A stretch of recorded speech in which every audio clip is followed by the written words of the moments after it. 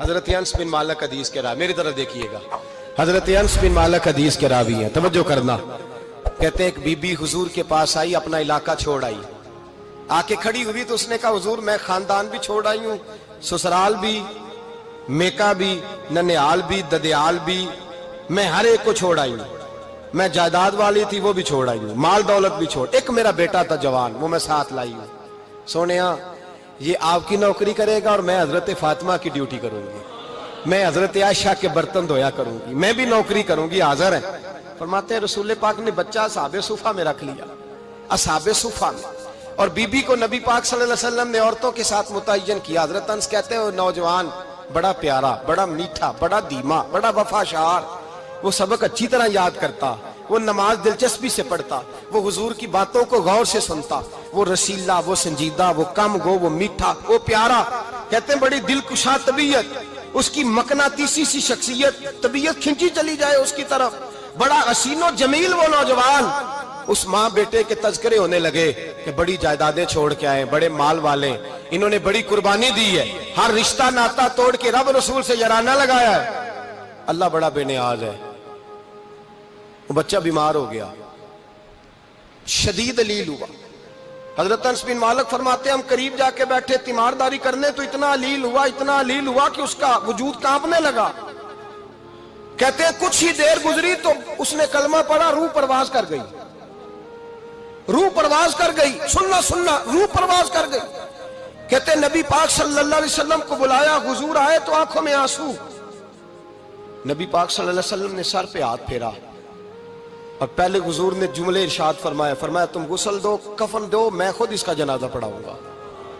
پھر حضور نے فرمایا نہیں، اسے غسل نہیں دینا، ارادہ بدل گیا ہے، پروگرام تبدیل ہو گیا، اسے غسل نہیں دینا، کفن نہیں دینا۔ حضور کیا کرے؟ فرمایا اس کی اماں کو جا کے بتاؤ۔ یہ نہیں فرمایا بلا کے لاؤ، اماں کو جا کے بتاؤ۔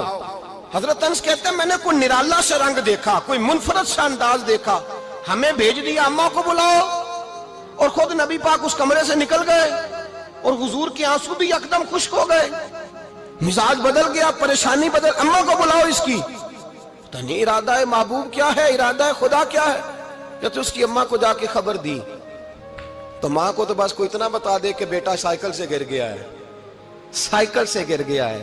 اماں ساری رات سوتی نہیں۔ ایک شاعر نے کہا تھا ایک مدت ہوئی میری ماں نہیں سوئی، میں نے ایک رات کہا تھا مجھے ڈر لگتا ہے، ایک رات کہا تھا مجھے ڈر لگتا ہے۔ یہ اپنے اپنے رنگ ہوتے ہیں، اپنا اپنا انداز ہوتا ہے۔ رمضان شریف کا مہینہ آتا تو میری اماں جی کہاں گری کا تیل منگاتی، چیزیں منگاتی، اور پھر زبردستی میں منع کرتا کہ اماں جی نہیں یہ آپ کیا کر رہی ہیں، میں تو تیل ویسے بھی ذرا کم استعمال کرتا ہوں، تو رگڑ رگڑ کے، اور نہیں کتابیں بڑی موٹی ہیں، فلاں چیز بڑی موٹی، اس کا رنگ تھوڑا نرالا ہے۔ اور یہ جو ماں کا رنگ ہے نا، اس جیسا رنگ دوسرا ملتا بھی کوئی نہیں دنیا میں۔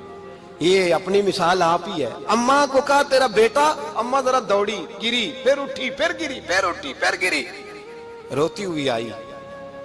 کہتے ہیں پیچھے وہ روئی، لیکن جب بیٹے کی میت کے قریب آئی تو اب نہیں روئی۔ کہتے ہیں ہمارے چہروں پہ نظر دے ڈالی اور کہنے لگی تمہارا کلاس فیلو فوت ہو گیا ہے، واقعی چلا گیا ہے؟ کہاں پردہ کر، واقعی کہاں؟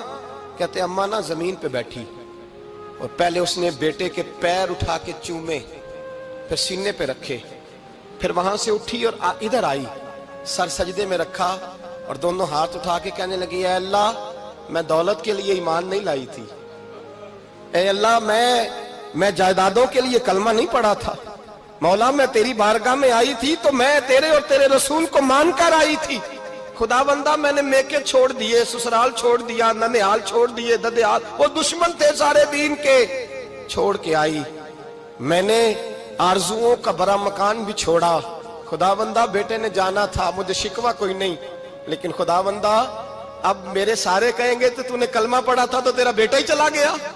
اے اللہ کی اگر تو نے دل مسلم کی دل جوئی نہیں، تانا دیں گے بت کے مسلم کا خدا کوئی نہیں۔ اے اللہ میرا یقین کہتا ہے کہ اگر تو مارنے پہ قادر ہے تو تو زندگی دینے پہ بھی قادر ہے۔ خدا بندہ کافروں کو راضی نہ کر، وہ خوش ہو جائیں گے، وہ مجھ پہ تانے کسیں گے، پھپتیاں کسیں گے۔ اے عرش کے مالک रहमत का दरवाजा खोल, मैं तेरे नबी की बारगाह नाज में रहती हूं, नजर फरमा। हजरत अनस बिन मालिक फरमाते हैं, ईमान, यकीन और इस्तकामत के साथ उस बूढ़े ने जब दुआ मांगी तो हमने मस्जिद नबवी के सहन में अजीब नजारा देखा। एक माँ ने दुआ मांगी तो बेटा उठ के बैठ गया। कहते हैं बेटा उठ के बैठ गया, कलमा पढ़ तो वो उठ के बैठा, माँ ने सीने से लगाया और माँ और बेटा नारे लगाने लगे, लोगों सुनो, कुरान भी सच्चा, इस्लाम भी सच्चा, अल्लाह भी सच्चा, ये मस्जिद नबी सच्चों का घर, और सबसे बढ़ के अल्लाह का रसूल सच्चा। अल्लाह के रसूल सच्चे, महबूब सच्चे, मस्जिद में रहने वालों में सबसे बढ़कर सच्चे, रसूल कायनात सल्लल्लाहु अलैहि वसल्लम का दीन सच्चा। फरमाते हैं रसूल पाक को खबर दी तो महबूब ने मुस्कुरा के फरमाया, मेरे रब की ताकतें बड़ी ज्यादा है। इन्नल्लाह अला कुल्लि शैइन कदीर, अल्लाह की ताकत बड़ी है। ईमान था, यकीन, इस्तकामत, बच्चा उठ के बैठ गया। हजरत अनस कहते हैं वो हुजूर के जमाने में भी हयात रहा, विसाले ज़ाहिरी के बाद हजरत अबू बकर के जमाने में भी मौजूद रहा, उमर के जमाने में भी मौजूद, हजरत उस्मान के जमाने में उसकी माँ का इंतकाल हुआ, उसने अम्मा को दफन किया और माँ के बड़े अरसे के बाद उसने पर्दा किया।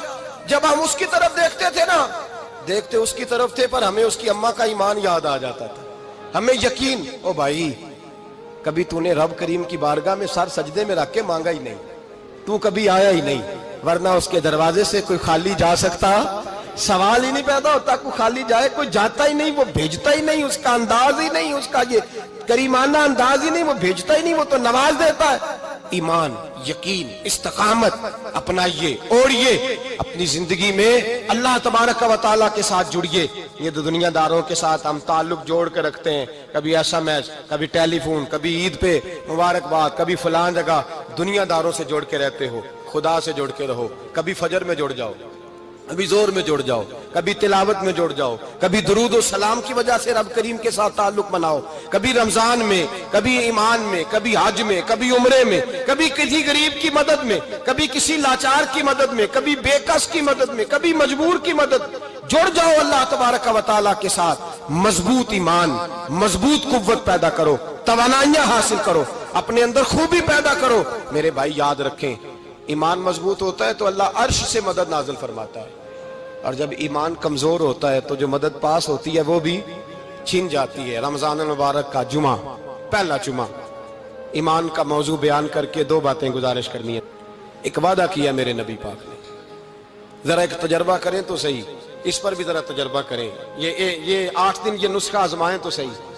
रसूल पाक ने फरमाया, तू नमाज पढ़, तेरे नबी का वादा है तेरी रोजी में बरकत हो जाएगी।